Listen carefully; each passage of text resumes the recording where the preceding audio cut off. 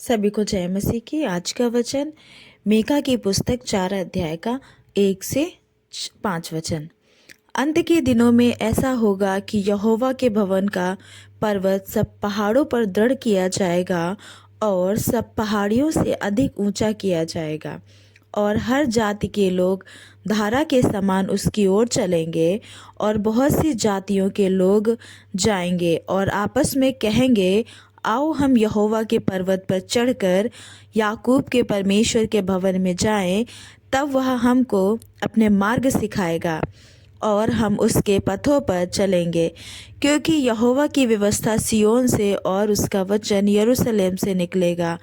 वह बहुत से देशों के लोगों का न्याय करेगा और दूर दूर तक की सामर्थी जातियों के झगड़ों को मिटाएगा। इसलिए वे अपनी तलवारें पीटकर हल्के फाल और अपने भालों से हंसिया बनाएंगे। तब एक जाति दूसरी जाति के विरुद्ध तलवार फिर ना चलाएगी, और लोग आगे कोई युद्ध विद्या ना सीखेंगे, परंतु वे अपनी अपनी दाखलता और अंजीर के वृक्ष तले बैठा करेंगे, और कोई उनको ना डराएगा। सेनाओं के यहोवा ने यही वचन दिया है।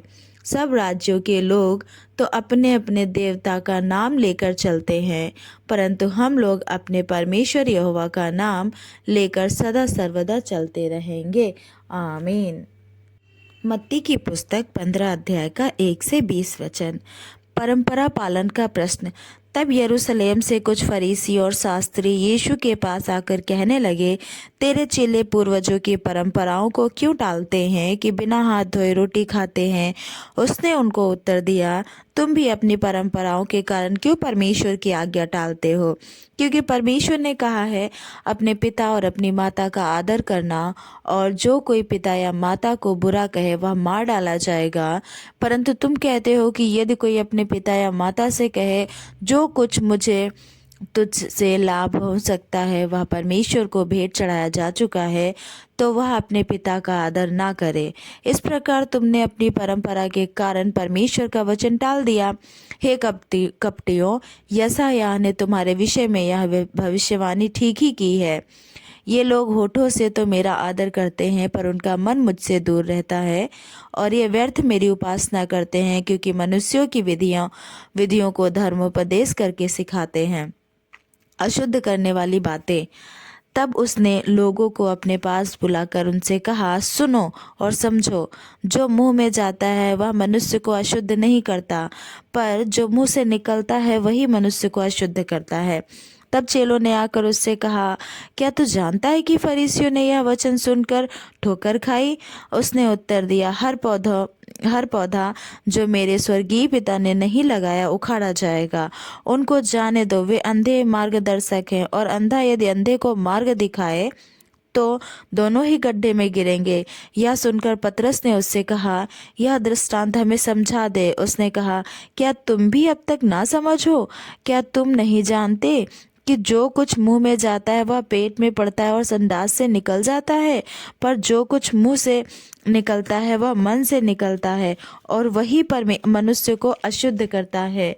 क्योंकि बुरे विचार, हत्या, परस्त्री गमन, व्यभिचार, चोरी, झूठी गवाही और निंदा मन ही से निकलती है। यही है जो मनुष्य को अशुद्ध करती हैं। परंतु हाथ बिना धोए भोजन करना मनुष्य को अशुद्ध नहीं करता। निर्गमन की पुस्तक 7 और 8 अध्याय। तब यहोवा ने मूसा से कहा, सुन, मैं तुझे फिरौन के लिए परमेश्वर सा ठहराता हूँ, और तेरा भाई हारून तेरा नबी ठहरेगा। जो जो आज्ञा मैं तुझे दूँ वही तू कहना। और हारून उसे फिरौन से कहेगा, जिससे वह इजराइलियों को अपने देश से निकल जाने देगा। परंतु मैं फिरौन के मन को कठोर कर दूंगा और अपने बहुत से चिन्ह और चमत्कार मिस्र देश में दिखलाऊंगा। तो भी फिरौन तुम्हारी ना सुनेगा, और मैं मिस्र देश पर अपना हाथ बढ़ाकर मिस्रियों को भारी दंड देकर अपनी सेना अर्थात अपनी इजरायली प्रजा को मिस्र देश से निकाल लूंगा। और जब मैं मिस्र पर हाथ बढ़ाकर इजरायलियों को उनके बीच से निकालूंगा, तब मिस्री जान लेंगे कि मैं यहोवा हूँ। तब मूसा और हारून ने यहोवा की आज्ञा के अनुसार ही किया। जब मूसा और हारून फिरौन से बात करने लगे तब मूसा 80 वर्ष का और हारून 83 वर्ष का था। हारून की लाठी। फिर यहोवा ने मूसा और हारून से इस प्रकार कहा, जब फिरौन तुमसे कहे अपने प्रमाण का कोई चमत्कार दिखाओ, तब तू हारून से कहना, अपनी लाठी लेकर फिरौन के सामने डाल दे कि वह अजगर बन जाए। तब मूसा और हारून ने फिरौन के पास जाकर यहोवा की आज्ञा के अनुसार किया।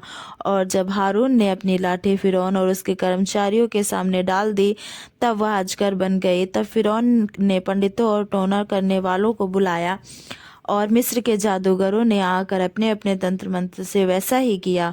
उन्होंने भी अपनी अपनी लाठी को डाल दिया और वे अजगर बन गई। पर हारून की लाठी उनकी लाठियों को निगल गई।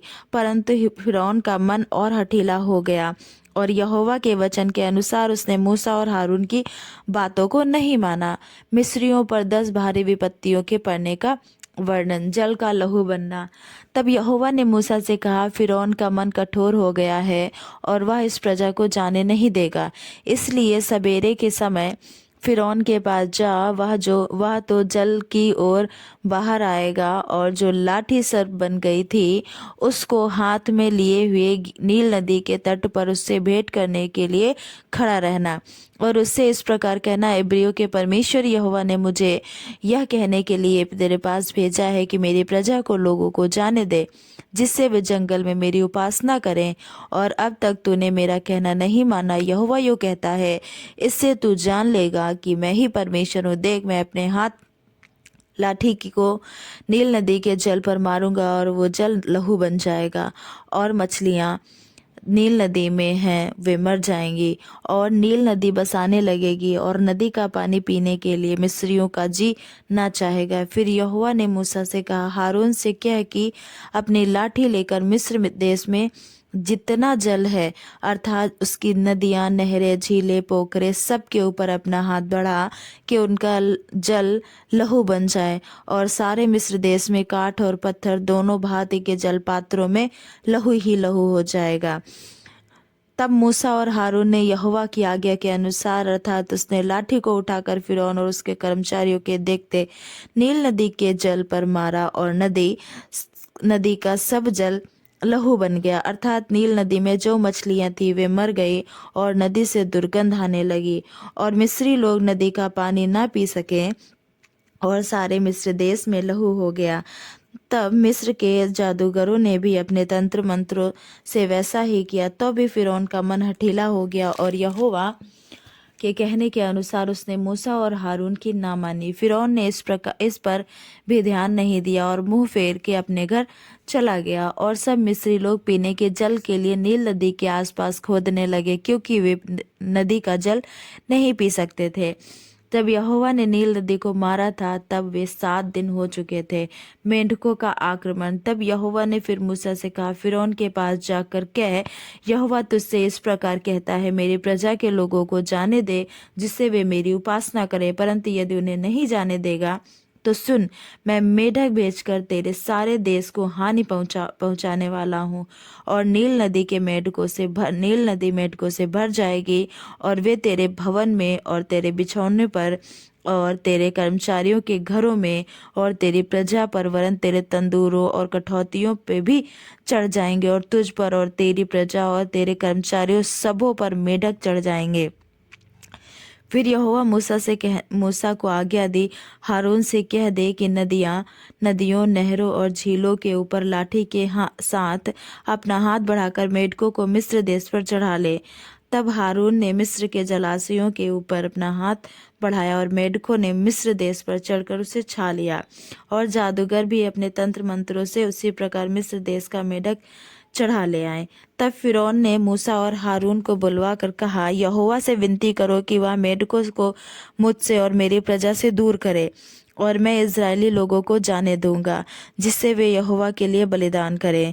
तब मूसा ने फिरौन से कहा, इतनी बात के लिए तो मुझे आदेश दे कि अब मैं तेरे और तेरे कर्मचारियों और प्रजा के निमित्त कब विनती करूं कि यहोवा तेरे पास से और तेरे घरों में से मेढकों को दूर करे और वे केवल नील नदी में पाए जाएं। उसने कहा कल। उसने कहा तेरे वचन के अनुसार होगा, जिससे तुझे यह ज्ञात हो जाए कि हमारे परमेश्वर यहोवा के तुल्य कोई दूसरा नहीं है। और मेढक तेरे पास से और तेरे घरों में से और तेरे कर्मचारियों और प्रजा के पास से दूर होकर केवल नील नदी में रहेंगे। तब मूसा और हारून फिरौन के पास से निकल कर गए, और मूसा ने उन मेढकों के विषय यहोवा की दुहाई दी जो उसने फिरौन पर भेजे थे। और यहोवा ने मूसा के कहने के अनुसार किया, और मेढक घरों, आंगनों और खेतों में मर गए, और लोगों ने इकट्ठा कर करके उनके ढेर लगा दिए, और सारा देश दुर्गंध से भर गया। परंतु जब फिरौन ने देखा कि अब आराम मिला है, तब यहोवा के कहने के अनुसार उसने फिर अपने मन को कठोर किया और उनकी ना सुनी। कुटकियों के झुंड। फिर यहोवा ने मूसा से कहा, हारून को आज्ञा दे, तू अपनी लाठी बढ़ाकर भूमि की धूल पर मार, जिससे वह मिस्र देश भर में कुटकियां बन जाएं। और उन्होंने वैसा ही किया, अर्थात हारून ने लाठी को ले हाथ बढ़ाकर भूमि की धूल पर मारा। तब मनुष्य और पशु दोनों पर कुटकियां हो गईं, वरन सारे मिस्र देश में भूमि की धूल कुटकियां बन गई। तब जादूगरों ने चाहा कि अपने तंत्र मंत्र के बल से अब हम भी कुटकियां ले आए, परंतु वह उनसे ना हो सका। इस प्रकार मनुष्यों और पशुओं दोनों पर कुटकियां बनी ही रहीं। तब जादूगरों ने फिरौन से कहा, या तो परमेश्वर के हाथ का काम है। तो भी यहोवा के कहने के अनुसार फिरौन का मन कठोर होता गया, और उसने मूसा और हारून की बात ना मानी। डांसों के झुंड। फिर यहोवा ने मूसा से कहा, सवेरे उठकर फिरौन के सामने खड़ा होना। वह तो जल की ओर आएगा, और उससे कहना, यहोवा तुझसे यह कहता है, मेरी प्रजा के लोगों को जाने दे कि वे मेरी उपासना करें। यदि तू मेरी प्रजा को न जाने देगा तो सुन, मैं तुझ पर और तेरे कर्मचारियों और तेरी प्रजा पर और तेरे घरों में और झुंड के झुंड डांस भेजूंगा, और मिस्रियों के घर और उनके रहने की भूमि भी डांसों से भर जाएगी। उस दिन मैं गोसेन देश को, जिसमें मेरी प्रजा रहती है, अलग करूंगा, और उसमें डांसों के झुंड ना होंगे। इससे तू जान ले कि पृथ्वी के बीच में मैं ही यहोवा हूँ, और मैं अपनी प्रजा और तेरी प्रजा में अंतर ठहराऊंगा। यह चिन्ह कल होगा। और यहोवा ने वैसा ही किया, और फिरौन के भवन और उसके कर्मचारियों के घरों में और सारे मिस्र देश में डांसों के झुंड भर गए, और डांसों के मारे वह देश नष्ट हो गया। तब फिरौन ने मूसा और हारून को बुलवा कर कहा, तुम जाकर अपने परमेश्वर के लिए इसी देश में बलिदान करो। मूसा ने कहा, ऐसा करना उचित नहीं, क्योंकि हम अपने परमेश्वर यहोवा के लिए मिस्रियों की घृणित वस्तुएं बलिदान करेंगे। और यदि हम मिस्रियों के देखते उनकी घृणित वस्तुएं बलिदान करें, तो क्या वे हम पर पथराव ना करेंगे? हम जंगल में 3 दिन के मार्ग पर जाकर अपने परमेश्वर यहोवा के लिए जैसा वह हमसे कहेगा वैसा ही बलिदान करेंगे। फिर उन्होंने कहा, मैं तुमको जंगल में जाने दूंगा कि तुम अपने परमेश्वर यहोवा के लिए जंगल में बलिदान करो, केवल बहुत दूर न जाना, और मेरे लिए विनती करो। तब मूसा ने कहा, सुन, मैं तेरे पास से बाहर जाकर यहोवा से विनती करूंगा कि डांसों के झुंड तेरे और तेरे कर्मचारियों और तेरी प्रजा के पास से कल ही दूर हों। पर फिरौन आगे को कपट करके हमें यहोवा के लिए बलिदान करने को जाने देने के लिए मना ना करे। अतः मूसा ने फिरौन के पास बाहर जाकर यहोवा से विनती की, और यहोवा ने मूसा के कहे के अनुसार डांसों के झुंड को फिरौन और उसके कर्मचारियों और उसकी प्रजा से दूर किया, अतः यहाँ तक कि एक भी न रहा। तब फिरौन ने एक बार भी अपने मन को कठोर किया और उन लोगों को जाने न दिया।